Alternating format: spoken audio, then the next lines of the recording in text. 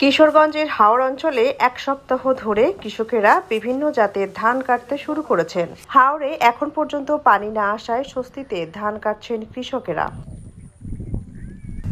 জানা গেছে, অনুকূল আবহাওয়া থাকলে মে মাসের মাঝামাঝি সময়ে হাওরের সিংহভাগ ধান কাটা হয়ে যাবে। এবছর হাওর অঞ্চলে বোরো ধানের বাম্পার ফলন হয়েছে।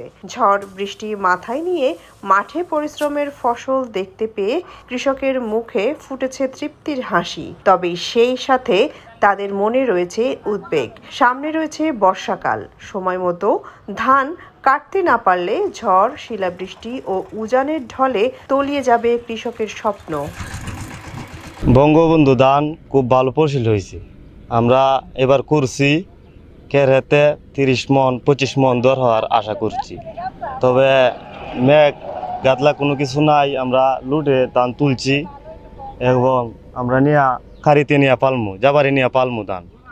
তবে সামনে আশা করছি, এবার ক্ষেত করছি প্রায় 3 কানি 4 কানির মতো। আগামীতে ইচ্ছা করতেছে, আগামীতে ভাবতেছি ক্ষেত করবো, আরো ডাবল ক্ষেত করবো, আরো 3-4 কানি বাড়ায় করবো। আমরা হলো ব্যাপারী, কৃষকের তো 940 টাকা দর কাঁচা ধান বাবা বোমা দিয়ে ভাঙ্গায় দিতেছে, আমরা 940 টাকা দর দিতেছি।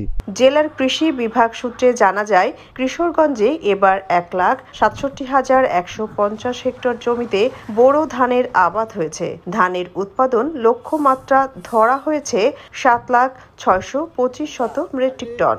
জেলায় চাহিদা রয়েছে মাত্র 3.5 লাখ মেট্রিক টনের মতো।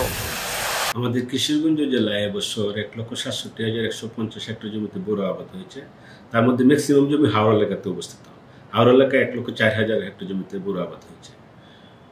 হাওড়া এলাকা ইতিমধ্যে পুরো জমি কিন্তু কর্তন শুরু হয়েছে। আজকে পর্যন্ত আমাদের হাওড়া এলাকা 22% জমি কর্তন হয়েছে। কৃষকরা যাতে সহজে ধান কর্তন করতে পারে, এই জন্য আমরা কৃষি বিভাগের পক্ষ থেকে 700 কম্বাইন্ড হারভেস্টার 135টি রিপার কৃষকদের মাঝে ভর্তুকির আওতায় সরবরাহ করা হয়েছে। শ্রমিক দ্বারা এবং এই যন্ত্র দ্বারা কৃষকরা ধান কর্তন করতেছে। আমরা আশা করতেছি যদি মহান আল্লাহ তাআলা আবহাওয়াটা ভালো রাখেন, শিলাবৃষ্টি না হয়, অতি বন্যা না হয়, তাহলে আমাদের মে মাসের 10 তারিখের মধ্যে আমাদের কিশোরগঞ্জের হাওর অঞ্চলের ধান পুরোটাই কৃষকরা কর্তন করতে পারবে বলে। সোনিয়া খান, খবর সংযোগ।